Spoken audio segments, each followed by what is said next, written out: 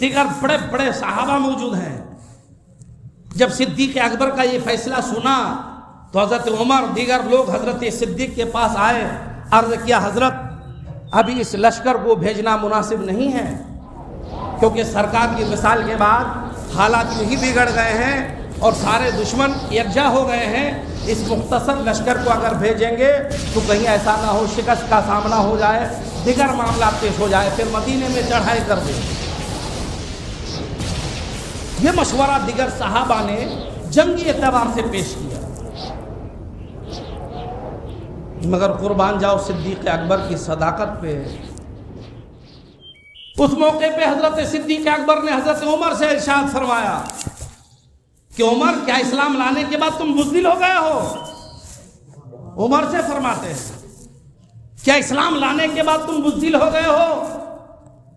ارے زمانہ ادھر سے ادھر ہو سکتا ہے، قیامت آ سکتی ہے، لیکن مصطفیٰ جان رحمت نے جس لشکر کو مرتب فرمایا، ترتیب دے دیا، روانہ کیا، صدیق کی کیا مجال کہ اس لشکر کو روک دے، چاہے صدیق کی جان کیوں نہ چلی جائے، مگر جس لشکر کو نبی نے روانہ کیا صدیق اس لشکر کو روانہ کر کے رہے گا. یہ زبان مصطفیٰ پر صدیق اکبر کا اعتماد دیکھیے، بھروسہ دیکھیے. دیگر صحابہ بھی غلط نہیں تھے، وہ جنگی اعتبار سے صحیح مشورہ دے رہے تھے، لیکن یہاں تو صاحب عشق کا عالم ہی الگ ہے کہ نبی نے فرما دیا ہے.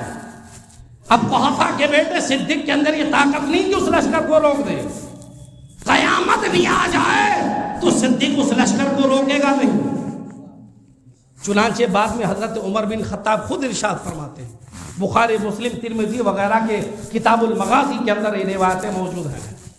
حضرت عمر فرماتے ہیں کہ جب ہم لوگوں نے غور کیا تو اس نتیجے پر پہنچے کہ اللہ تبارک و تعالیٰ نے صدیق کے سینہ کو بالکل شرح صدر فرما دیا ہے اور یقیناً صدیق کا فیصلہ حق. پھر زمانے نے دیکھا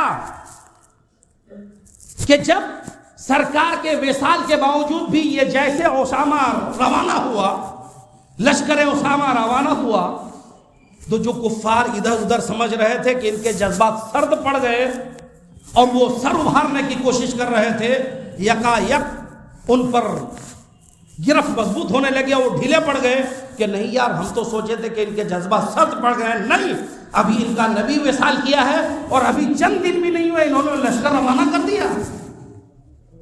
پھر ڈھیلے پڑ گئے سب اور لشکر اسامہ گیا اور فتح کامرانی کے ساتھ واپس آیا.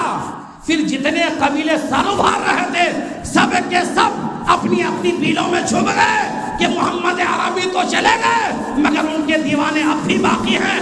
نبی چلے گئے مگر اپنا عشق صحابہ کے سینوں میں چھوڑ گئے، اپنی سنتیں چھوڑ گئے، اپنی ادائیں چھوڑ گئے. یہ جان تو دیں گے